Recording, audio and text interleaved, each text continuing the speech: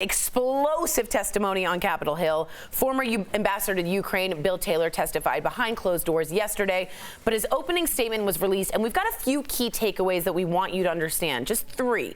Number one, Taylor described an explicit quid pro quo, saying the president withheld military aid in exchange for investigating his political rival, Joe Biden. Second, Taylor said the White House has two diplomatic channels. The official one, we all know, right? And a shadowy second channel that was led by his personal lawyer, Rudy Giuliani.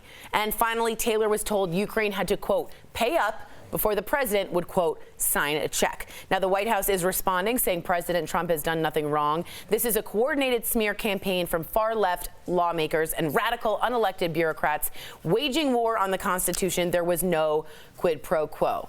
So before we go and hear what everyone says, just know this guy is like an A-star career politician.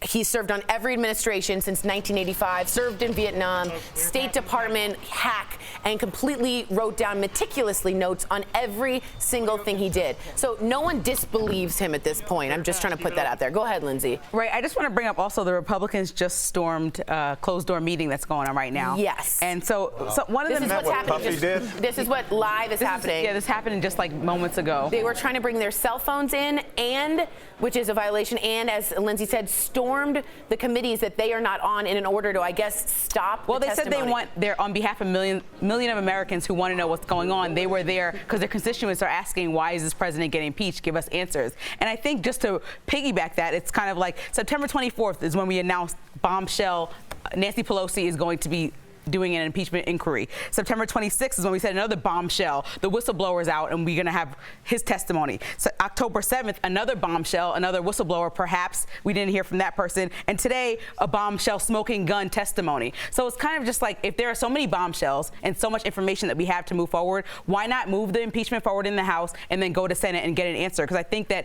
the American people are wondering what is happening. And these meetings are secret, closed door, so we have no information. Do you think that footage we just showed shows that they think that there's something going on? They wouldn't break into a meeting. I mean, that footage looked like they have something to hide. Take a look at that. That's a lot of Republicans, in my opinion, panicking. Their response is that they have something, they think the Democrats have something to hide, or the people in the meeting have something to hide. Right, because everyone wants to know what's being said. If it's breaking and explosive, we're not talking about unveiling who the whistleblower is. We're talking about what information is being said in that meeting. Let us know, as the American people who have to then again vote next year and figure out who our president is going to be. But let me remind you, this is not a trial that's out like O.J. Simpson. It's not a TV show. You don't get the right to see it. It's a closed meeting for a reason, for safety, for security, because this is how the Constitution wants it to be. So at no point do I think that these guys don't look absolutely foolish. I want to know what the DBL Nation has to say.